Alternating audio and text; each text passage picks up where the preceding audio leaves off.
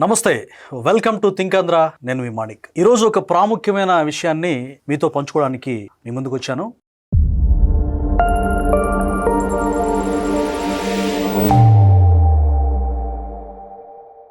నిజంగా రోజు రోజుకి వైఎస్ఆర్ కాంగ్రెస్ పార్టీ విధి విధానాలు, కార్యకర్తల యొక్క అతి, జగన్మోహన్ రెడ్డి గారు దాన్ని వారించకపోవడం రోజు రోజుకి మితిమీరిపోతుందని చెప్పొచ్చు. అందులో భాగంగానే తాజాగా ఒక సంఘటన నాకు చాలా బాధ అనిపించింది, నా మనసు కలచివేసింది. ఏంటి ఆ సంఘటన అనేది ఇప్పుడు మనం తెలుసుకునే ముందు ఒకసారి అసలు ఏం జరిగిందో నేను మీతో పంచుకుంటాను. జగన్మోహన్ రెడ్డి గారి పుట్టినరోజు జరిగింది కదా తాజాగా. అయితే ఆ పుట్టినరోజుకి బొమ్మసానిపల్లి అనేటువంటి ఊర్లో, అనంతపురం జిల్లాలో బ్రహ్మసముద్రం మండలంలో జగన్మోహన్ రెడ్డికి బర్త్డే వేడుకలు చేశారు. ఆ వేడుకలు ఎంత హేయంగా చేశారంటే, బర్త్డే అంటే ఎలా చేసుకుంటారు, బేసిక్గా కేక్ కట్ చేస్తారు, చక్కగా అవసరమైతే ఆ కేక్ కూడా చాలా మందికి ఈ మధ్య ముఖాలకి పూస్తూ ఉన్నారు. ఓకే, సంతోషిస్తున్నారు. లేకపోతే దాన ధర్మాలు చేస్తారు. ఒక మాజీ సీఎం జగన్మోహన్ రెడ్డి గారు, ఆయన మీద అభిమానంతో చక్కగా ఆయన్ని సెలబ్రేషన్స్ చేసుకోవచ్చు, గొప్పగా తప్పలేదు. ఎవరి పార్టీ అభిమానం వాళ్ళది. కానీ సభ్య సమాజం తలదించుకునే విధంగా ఆదినారాయణ రెడ్డి, అంటే ఆయన ఆ విలేజ్ యొక్క సర్పంచ్, ఆదినారాయణ రెడ్డి డైరెక్షన్లో, ఆయన యొక్క కనుసన్నల్లో ఏం చేశారనంటే 3 పొట్టేలను బహిరంగంగా రోడ్డు కూడల దగ్గర, అంటే రింగ్ రోడ్డు దగ్గర అందరు చూస్తూ ఉండగా 3 పొట్టేలను నరికి అక్కడ రక్త తర్పణం చేశారు, రక్తాన్ని చిమ్మారు. అదే రక్తాన్ని జగన్మోహన్ రెడ్డి గారి ఫ్లెక్సీకి, ఆయన బొమ్మకి రక్త తర్పణం, రక్తాభిషేకం చేస్తున్నారు.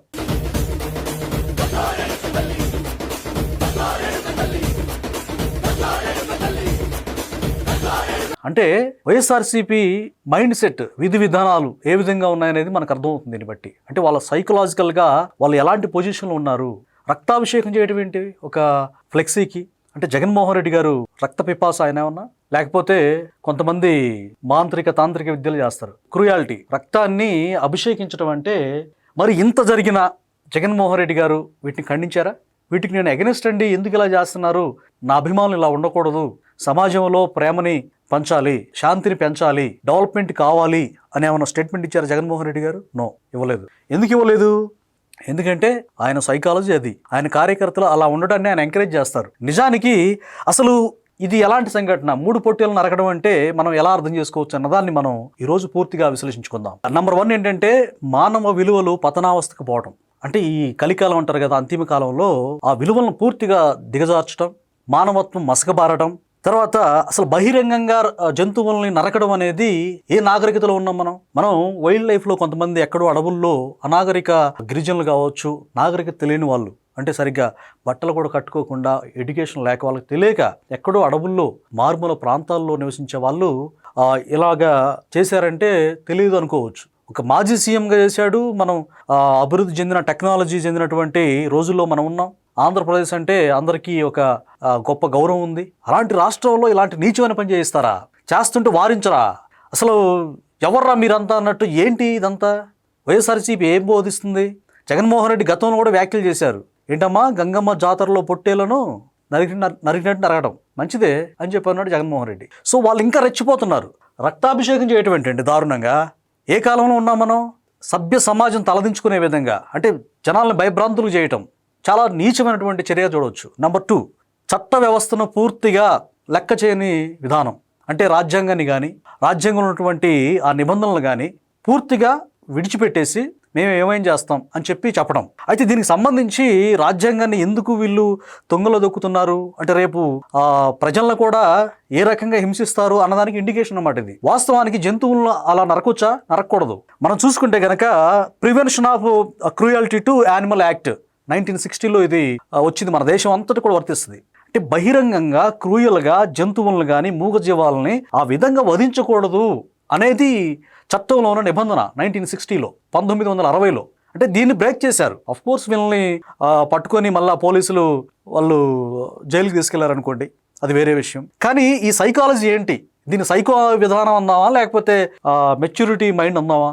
బహిరంగంగా ఈ విధంగా చేస్తే ప్రజలు, అంటే చూసేటువంటి చిన్న బిడ్డలు ఏమనుకుంటారు? ఓహో, హింస కూడా మామూలే కావచ్చు, హింస కూడా సర్వసాధారణమే కావచ్చు అనేది వాళ్ళ మస్తిష్కాల్లో, వాళ్ళ మైండ్లో మనం ఎలాంటి బీజాలు నాటుతున్నాం అనేది మనం అర్థం చేసుకోవాలి. అంటే వైఎస్ఆర్సీపీ విధి విధానాలు, వాళ్ళ యొక్క తత్వం ఏంటి అనేది మనం అర్థం చేసుకోవాలి. నంబర్ 3 ఏంటంటే, రాజకీయ సంస్కృతిని దారుణంగా పొల్యూట్ చేయడం. అంటే అసలు ఒక రాజకీయ నేపథ్యం ఉంటే ప్రజల అభ్యున్నతి కోసం, ప్రజల యొక్క అభివృద్ధి కోసం ఏమన్నా ఎడ్యుకేషన్ సంబంధించి కానీ, లేకపోతే మహిళా సాధికారకు సంబంధించి కానీ, విద్యకు సంబంధించి కానీ, అట్టడుగున ఉన్న వర్గాలను ఏ విధంగా అభివృద్ధి చేద్దాం, ఇలాంటివి ఉండాలి. ఇవి లేకుండా సభ్య సమాజం అంటే రాజకీయ వ్యవస్థే భ్రష్టు పుట్టే విధంగా, ఇదిగో రాజకీయాలకు మేము వస్తే ఇలా చేస్తాం, ప్రత్యర్థులను చంపుతాం, ఇదిగో ఈ వేటలను నరకడంలో ఆంతర్యం ఏంటనుకున్నారు, మేము వ్యక్తులను కూడా ఇలా చేస్తామని చెప్పి. అంటే మనం ఒక రకంగా చూస్తే ఒక వ్యక్తిని కూడా, జగన్మోహన్ రెడ్డి గారి చిన్నాయన్ని కూడా దారుణంగా ఇలాగే చంపితే, అంటే మెదడు వెళ్ళేటట్టు ఇంత దారుణంగా చంపితే జగన్మోహన్ రెడ్డి గారు పట్టించుకోవాలి అసలు. ఎందుకంటే చంపింది మరి ఆయనకి అనుకూలమైన వ్యక్తులు కాబట్టి ఆయన పట్టించుకోలేదు. సొంత చిన్నాయన వైఎస్ వివేకానంద రెడ్డి గారు అంత కిరాతకంగా చంపబడితే మనిషి అన్నోడు ఎవడైనా సరే, అరే మా బాబాయ్ని ఇంత చేశారు, నేను పట్టించుకోకపోతే ప్రజలకి పారదర్శకత ఏముంటుంది, నన్ను నమ్మి ఓట్లు ఎలాగేస్తారు, మా చిన్నాయన చావు నేను రాజకీయం చేశాను కదా, దీన్ని ఖచ్చితంగా ప్రజలకు నేను లాయల్గా ఉండాలంటే మా బాబాయ్ హంతకులు నేను చట్టానికి పట్టించాలి అన్న కనీస బాధ్యత జగన్మోహన్ రెడ్డికి లేదా? లేకుండా గాలి కుదిలేసి పోరాడే ఆయన కూతురు మీద కేసులు పెట్టి, హింసించి, ఇబ్బంది పెట్టి, ఆయన అల్లుడిని కేసులు పెట్టి వాళ్ళే చంపేశారని చెప్పడం, వివేకానంద రెడ్డి గారి చనిపోయిన తర్వాత కూడా సమాజంలో లేని వ్యక్తి మీద, భౌతికంగా భూమి మీద లేని వ్యక్తి మీద కూడా ఆయన క్యారెక్టర్ అసాసినేట్ చేయడం మనం ఏ విధంగా అర్థం చేసుకోవాలి? జగన్మోహన్ రెడ్డి గారి విధానం ఇదేనా? సౌమ్యుడు, మంచివాడు అని చెప్తా ఉంటాడు. ఇదేనా సౌమ్యత అంటే? ఇదేనా మంచితనం అంటే? ప్రజలు ఆలోచించాలి. తర్వాత భయానక వాతావరణాన్ని సృష్టించడం సమాజంలో. అంటే జగన్మోహన్ రెడ్డి గారు భయపెట్టి పాలన చేయాలనుకుంటున్నాడు. వాస్తవానికి చాలా పిరికుడు అనుకోండి, అది వేరే విషయం. పిరికి వాళ్ళకి ఇలాంటి క్రూయల్ మైండ్లు వస్తాయి. ధైర్యవంతుడు చాలా స్తబ్దుగా ఉంటాడు, చాలా ధైర్యంగా ఉంటాడు, కాన్ఫిడెంట్గా ఉంటాడు, మంచిని చేసుకుంటూ వెళ్ళిపోతాడు. భయంతో ఉన్నాడు, పిరికితనంగా ఉన్నాడు, క్రూయల్ మైండ్ సెట్ ఉన్నాడు, ఈ విధమైన రప్పారప్ప వ్యవహారాలు చేస్తాడనమాట. సమాజంలో భ్రష్టు పుట్టించడానికి ఇలాంటి వ్యక్తిత్వం ఉన్న వ్యక్తులు నిజంగా చాలా డేంజర్ అనమాట. ముఖ్యంగా ప్రజాస్వామ్య రాష్ట్రంలో. మనం ఏమన్నా తాలిబాన్ల రాష్ట్రంలో లేం కదా, ప్రజాస్వామ్యంలో కదా ఉంది. సమాజమే దేవాలయం, ప్రజలే దేవుళ్ళు అన్నాడు సీనియర్ ఎన్టీఆర్ గారు. అంటే ఏంటి? ప్రజల్ని మేలు చేసి వాళ్ళ మనసులు గెలుచుకొని తద్వారా రాజకీయ అధికారం చేపట్టాలి, వాళ్ళకి సర్వెంట్గా ఉండాలి, సేవకుడిగా ఉండాలి.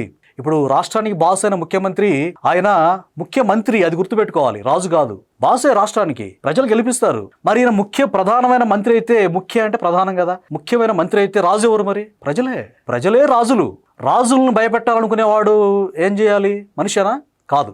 రాజును బెదిరించే మంత్రి ఎవడైనా సరే మానవత్వం ఉన్న మనిషి కాదు.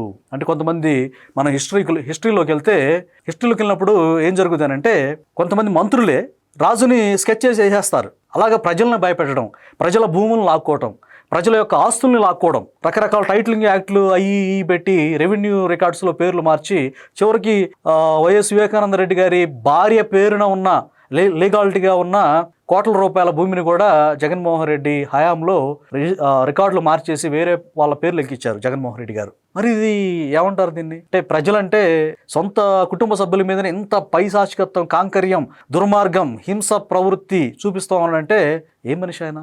నెక్స్ట్ మనం చూసుకుంటే కనుక గ్రామ పరిపాలన, గ్రామాల్లో గ్రామ స్వరాజ్యం, గాంధీ మహాత్ముడు కలగన్నటువంటి గ్రామాల అభివృద్ధి చెందితే దేశం అభివృద్ధి చెందినట్టు. గ్రామాల్లో అలాంటి అరాచకమైనటువంటి హింస జరిగితే, గొర్రె పొట్టేలను బహిరంగ నరికితే ఆ గ్రామంలో ఉన్న ప్రజలు చాలా భయపడతారు. ఇదేం ఎప్పుడు చూడలేదు నా జీవితంలో. నేను ఎరిగిన తర్వాత ఇలాంటి ఒక మాజీ ముఖ్యమంత్రికి రక్తాభిషేకంతో పాలాభిషేకం చేస్తారు. అది ప్రశాంతతకు, ప్లెజెంట్గా ఉండటానికి హేతు, అది మంచిది, ఇండికేషన్.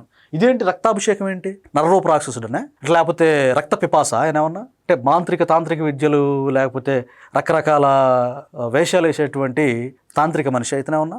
కాదు కదా, ఒక మాజీ సీఎం కదా, మనిషేగా. కోర్స్ వ్యక్తిత్వం క్రూయల్ మైండ్ సెట్ అనుకోండి, అది వేరే విషయం. ఏంటిది ఈ దుర్మార్గం ఏంటి? ఇప్పటికైనా స్టేట్మెంట్ ఇచ్చాడా, ఇది తప్పు, నా కార్యకర్తలు నన్ను అభిమానించే వాళ్ళు ఇలా చేయకూడదు, నేను చాలా మంచివాడిని, శాంతి కాముకుని, ఇలాంటి అరాచకానికి నేను అగెనిస్ట్ అని ఈ పెద్ద మనిషి చెప్పాడా? నో, చెప్పలేదు. తర్వాత మనం చూసుకుంటే కనుక మాజీ ముఖ్యమంత్రి అన్న వ్యక్తి మళ్ళీ గెలవడానికి ఆలోచించాలి, ప్రజల మన్ననలను పొందాలి, అభివృద్ధి మీద ఫోకస్ చేయాలి. ఎక్కడైతే మనల్ని ప్రజలు నెగిటివ్ వచ్చిందో 151 నుంచి 11కి నడిపించారో, నేను మళ్ళా అదే మెజారిటీ నాకు రావాలంటే ప్రజల మన్ననలు పొందాలి, ప్రజలకి విద్య, ఆరోగ్యం, ఉపాధి ఇలాంటి విషయాల మీద ఫోకస్ చేయాలి అని చెప్పి ఆలోచించాలి. చివరగా ఈ రప్ప బ్యాచ్ని ఎలాంటి శిక్షలు పడాలి అని మనం ఆలోచిస్తే కనుక, పోలీసులు చాలా కఠినతరంగా శిక్షలు తీసుకోవాలి. యానిమల్కి సంబంధించి ఏవైతే యాక్ట్లు ఉన్నాయో ఆ యాక్ట్ ప్రకారం వీళ్ళని భయంకరంగా ఇలాంటి చేయకుండా శిక్ష మామూలుగా ఉండకూడదు అనమాట. ఇలాంటి వ్యక్తులు ఈరోజు సమాజం మీద పడి రప్ప అంటూ ఒక దుర్మార్గంగా హేయంగా హింసా ప్రవృత్తిని కొనసాగిస్తూ ఉంటే, వీళ్ళని ఎంకరేజ్ చేస్తూ ఉంటే, మరి ఈ మనిషి మరి ఏ మనిషి నాకైతే తెలియదు కానీ ఈ పెద్ద మనిషి రక్తాభిషేకంతో చూడండి ఆ చిరునవ్వు ఫ్లెక్సీలో చింతా ఉంది. ఇది బొట్టు పెట్టాడు కదా, అంత డూబు ఏం లేదు. ఇతను అసలు ఏ రిలేషన్ చెందినోడు కాదు. నేను చాలాసార్లు చెప్పాను గతంలో కూడా. జగన్మోహన్ రెడ్డిని అభిమానిస్తున్నారు జనాలు. ఇట్లా ఎంత దౌర్భాగ్యం చూడండి.